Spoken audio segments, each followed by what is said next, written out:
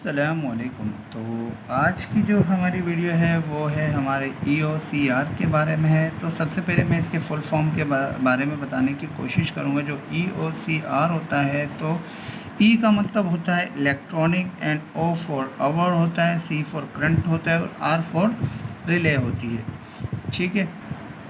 और जो ये जो डिवाइस है ये है हमारी इलेक्ट्रॉनिक आवर करंट रिले है। मतलब कि इसके मतलब से ही पता लग रहा है कि जहाँ आपका आवर करंट चलना शुरू होगा तो ये उससे जो है हमें सेफ्टी करवाएगा। ठीक है। तो इसका ये काम होता है, क्योंकि हम स्टार डेल्टा पे जाने वाले हैं, तो स्टार डेल्टा में हमारी जो भी चीज़ें यूज़ हो रही हैं, जो भी डिवाइसें यूज़ हो रही हैं, तो उसके बारे में मुझे ये बताना बहुत ज़रूरी है कि ये कौन कौन सी चीज़ यूज़ हो रही है, और इसका प्रिंसिपल ऑफ वर्क क्या है, और उसकी सेटिंग क्या करनी है और किस तरीके से करनी है, और उसके कॉन्टैक्ट जो हैं वो हमें किस तरीके से यूज़ करने हैं। ठीक है।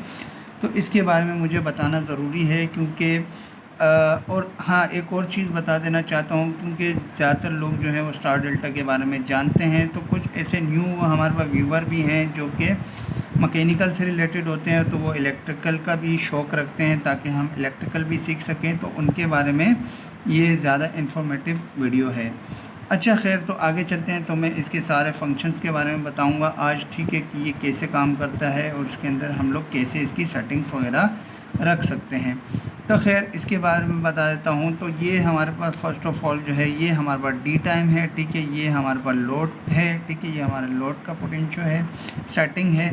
और ये हमारे पास ओ टाइम है। ठीक है। ये उसकी सेटिंग है।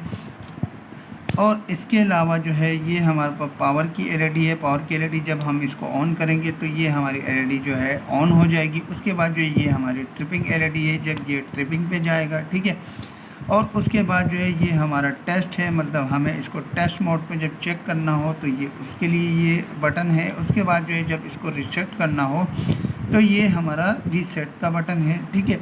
इसके अलावा जो है ये हमारे टर्मिनल्स हैं, मतलब A1 और A2 जो है ये हमारी सप्लाई है बाकायदा। इसके ऊपर देखें, ये आप सिंबल भी देख सकते हैं। तो इसमें जो है अल्टरनेटिंग की सप्लाई है, मतलब सिंबल ही अल्टरनेटिंग का है। तो इसका मतलब है इसके अंदर हमारी ऐसी सप्लाई से ये ऑन होगा। ठीक है। उसके बाद जो ये हमारे कॉन्टैक्ट आ जाते हैं, जिसमें आता है 95, 96 और 98। तो ये तो आ गए हमारे कॉन्टैक्ट। उसके बाद जो है ये हमारी दो सीटियाँ लगी हुई हैं। ठीक है। एक सीटी हमारी ये रही और एक सीटी हमारी ये रही। तो सीटी के बारे में मैं एक नेक्स्ट वीडियो बनाऊंगा जिसमें आपका कॉन्सेप्ट क्लियर कर सकूं। ठीक है। जब हमें इसको मोटर को सप्लाई देनी होती है तो यहाँ से हम दो फेज जो है इस सीटी के थ्रू जो है गुजारते हैं। उसके बाद जो है हम मोटर को देते हैं। तो इस सीटी का काम ये होता है कि इसने जो है करंट को डिटेक्ट करना होता है।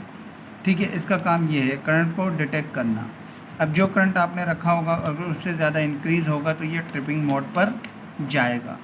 अच्छा, तो फ़िलहाल जो है अभी जो है मैं इसके बारे में बताने की कोशिश करता हूँ आपको कि इसको जो है हमें सप्लाई जो है कितनी देनी है। ठीक है। तो यहाँ पे लिखा हुआ है 50 हर्ट्ज़। ठीक है। तो ये जो है 180 से लेकर 480 वोल्ट तक, मतलब कि इसको हम एनर्जाइज़ करवा सकते हैं। इसके अलावा जो है यहाँ पे जो है हमारे पास 1 जो है NC है और 1 जो है हमारे पास NO, मतलब कि हमारे पास जो है जो मतलब जो कॉन्टैक्ट है वो हमारे पास एक नॉर्मली क्लोज है और एक हमारे पास नॉर्मली ओपन है। और इसके ऑक्सिलरी कॉन्टैक्ट पे जो है हम 5 एम्पेयर और 250 वोल्ट का करंट जो है वो हम इसमें, मतलब वोल्टेज जो है वो इसके कॉन्टैक्ट से हम गुजार सकते हैं। लेकिन शर्त ये कि 5 एम्पेयर तक का, मतलब कि आपके पास लोड होना चाहिए जो इसके कॉन्टैक्ट से गुजारना। वैसे तो 5 एम्पेयर बहुत ज़्यादा होते हैं, लेकिन ये इसकी मतलब कि मैक्सिमम करंट है इसके कॉन्टैक्ट्स का। अच्छा, तो ये इस कॉन्टैक्ट की बात की जा रही है जो हमारे 95, 96 और 98 हैं। तो अगर मैं इस कॉन्टैक्ट के बारे में आपको समझाने की कोशिश करूं तो इसका सिंपल मकसद ये है कि इसके अंदर रिले होती है। तो रिले क्या करती है, जैसे ही यहाँ से सप्लाई मिलेगी हमारे रिले को सप्लाई मिलेगी तो ये 96 से हट के 98 पर ऑन हो जाएगा। ठीक है। जैसे ये ऑन होगा, मिसाल है अभी ये बंद हालत में है। ठीक है। अभी मैंने इसको सप्लाई नहीं दी है। अगर मैं इन दोनों कॉन्टैक्ट को चेक करूँगा जो को नॉर्मल हालत में मुझे क्लोज बता रहा है, तो ये जो है ये हमारे जो है काम करेंगे,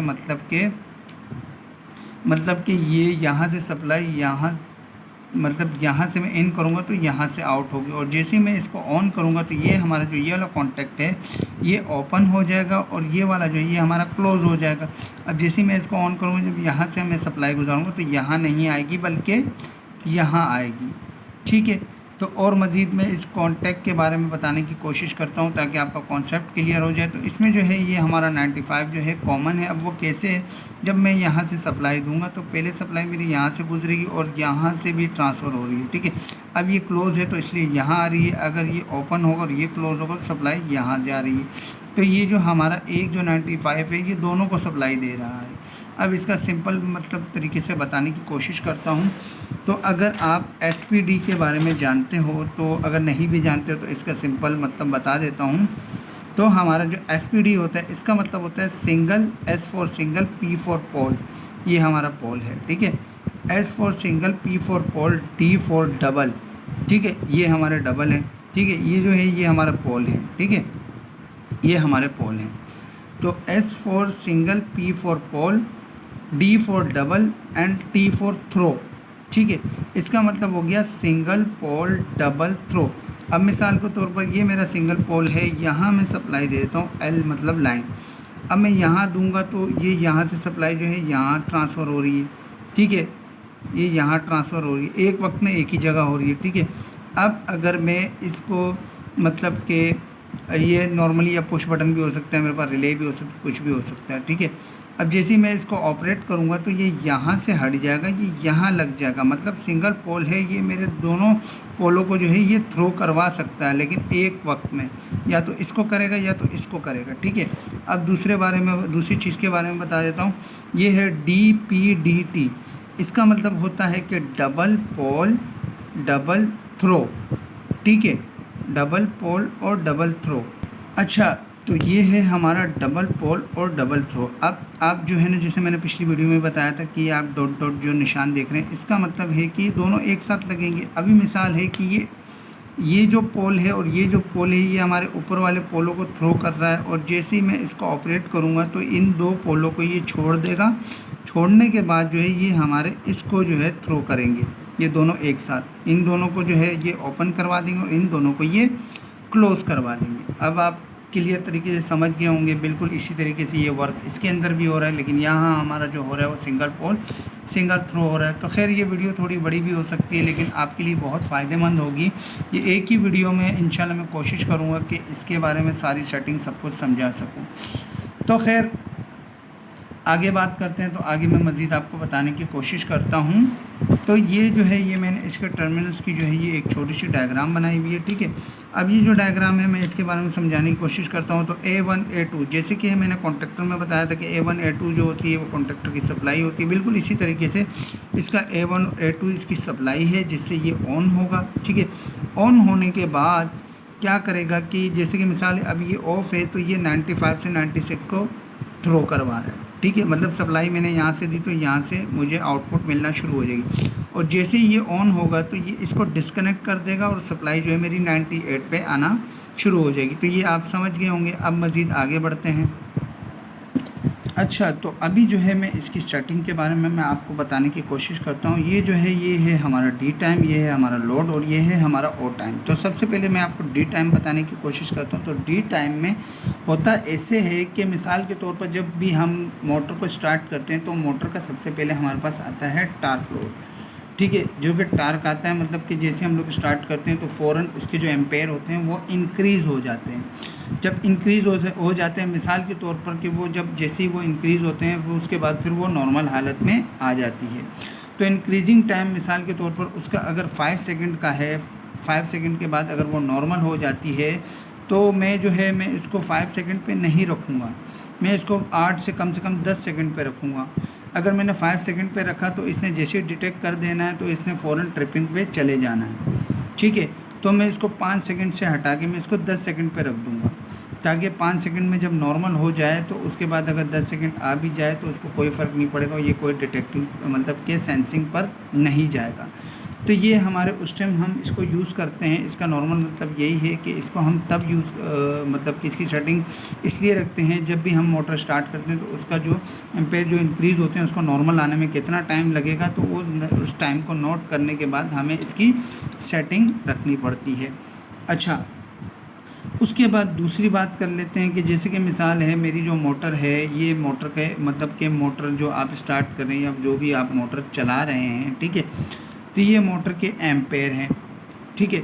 अब मिसाल है मेरी जो मोटर के एम्पेयर है वो 1.5 ले रही है, ठीक है, तो मैं इसको 1.5 पे नहीं सेट करूँगा बल्कि मैं इसको 2 पे करूँगा। तो ये तो नॉर्मल वो सेटिंग हो गई। अब इसके बाद आ जाते हैं ओ टाइम पे। तो ओ टाइम पे क्या है कि मिसाल के तौर पर कि मैंने इसको रखा था 2 एम्पेयर पे, ठीक है, 2 एम्पेयर पे रखा था और इसकी मैं सेटिंग रख लेता हूँ मिसाल के तौर पे जैसे मैंने अभी रखी हुई है 8 सेकंड पे। अगर ये 2 एम्पेयर मेरे 8 सेकंड तक रहेंगे और ये इसने 8 सेकंड तक इसने जो है ना देखा कि भाई वाकई मेरे पास 8 सेकंड तक आ गए हैं, तो जैसे ही 8 सेकंड पूरे होंगे और इसका अगर करंट 2 एम्पेयर तक रहेगा तो ये ट्रिपिंग मोड पर लेके जाएगा, ठीक है। तो खैर मैं आगे इसके ग्राफ से आपको ज़्यादा बेहतर समझाने की कोशिश करता हूँ कि ग्राफ से हम इसको कैसे डिटेक्ट करें, मतलब कि कैसे इस चीज़ को समझ जाएं ताकि भूले नहीं। तो खैर मैं अभी आपको इसके ग्राफ से इजी तरीके से समझाने की कोशिश करता हूँ। तो खैर ये मैंने एक ग्राफ बनाया हुआ है, ठीक है, ये मैंने एक ग्राफ बनाया हुआ है। तो यहाँ पे ये जो बीच में एक आप सेंटर लाइन देख रहे हैं, आप बस इस सेंटर लाइन को समझने की कोशिश करें। अगर इस सेंटर लाइन से कोई भी चीज़ ऊपर जाएगी या इंक्रीज़ होगी तो उसके बारे में मैं आपको समझाने की कोशिश करता हूँ। अच्छा, तो ये है कि यहाँ से ये जो ग्राफ है ये हमारा है ओ टाइम का, सॉरी डी टाइम का है। ये हमारा डी टाइम का है, जिस टाइम जो है हम जब मोटर स्टार्ट करते हैं, जब उसके एम्पेयर जो हैं जब वो इंक्रीज़ हो जाते हैं, ये उसका ग्राफ है। मिसाल के तौर पर ये मैंने मोटर स्टार्ट करने के बाद फ़ौरन जो है ना इसके एम्पेयर जो हैं इंक्रीज़ हो जाते हैं। इंक्रीज़ होने के बाद जो ये आहिस्ता आहिस्ता डाउन साइड पर आते हैं, ठीक है, ये डाउन साइड पे आ जाते हैं, तो फिर ये हमारे रनिंग मोड पे आ जाता है, मतलब नॉर्मल ऑपरेशन मोड पे आ जाती है मोटर। उसके बाद जो है ये जो हमारा ग्राफ है ये सम टाइम क्या होता है कि मोटर पे अचानक से लोड आ जाता है, उसके बाद जो है वो थोड़ा बहुत मतलब स्पाइक आता है, उसके बाद जो है फिर वो नॉर्मल हो जाती है, ठीक है, ये जो रनिंग के दौरान होता है। उसके बाद जो ये वाला जो ग्राफ है ये हमारे आवर करंट का है, ठीक है। अगर आवर करंट हमारा ज़्यादा देर तक रहा तो उसके बाद जो ये हमारे ट्रिपिंग पे चली जाएगी। अच्छा, तो मैं इसको और मज़ीद ईज़ी करने की कोशिश करता हूँ कि मिसाल है यहाँ पे जो है मेरी 5 सेकंड तक जो है मोटर का टार्क एम्पेयर रहते हैं, जबकि मैंने जो सेटिंग जो इसकी की हुई है वो मैंने 10 सेकंड तक की हुई है डी टाइम की, ठीक है, ये वाले की, ये इसकी मैंने जो सेटिंग टाइम रखा हुआ मैंने 10 सेकंड तक रखा हुआ है। अब 5 सेकंड तक चला, उसके बाद जो है मोटर नॉर्मल हो गई, ठीक है। तो मोटर जब नॉर्मल हो गई तो उसके बाद जो है आहिस्ता आहिस्ता जो है मोटर जब नॉर्मल होगी तो इसके एम्पेयर भी जो है नॉर्मल हो जाएंगे। अगर मोटर नॉर्मल नहीं हुई और 10 सेकंड तक भी मेरे यही एम्पेयर रहे तो फिर उसके बाद जो है ये ट्रिपिंग मोड पर चला जाएगा, ठीक है, ये हो गया कंफर्म। अच्छा, ये जो ग्राफ है ये उस चीज़ का है कि मिसाल है कि बीच में ज़रा सा भी स्पाइक आया और वो 3 सेकंड तक रहा तो फिर तो सही है, फिर ये उसके बाद नॉर्मल आ जाती है। अगर 3 सेकंड से ये ज़्यादा रहा तो उसके बाद जो है ये ट्रिपिंग पे जा सकता है, ठीक है। अब मिसाल के तौर पर इसको ले लेते हैं, ठीक है। अब आगे आ जाते हैं, तो आगे क्या है कि मैंने जो है आवर करंट जो है वो मैंने 8 सेकंड तक रखा हुआ है, ठीक है।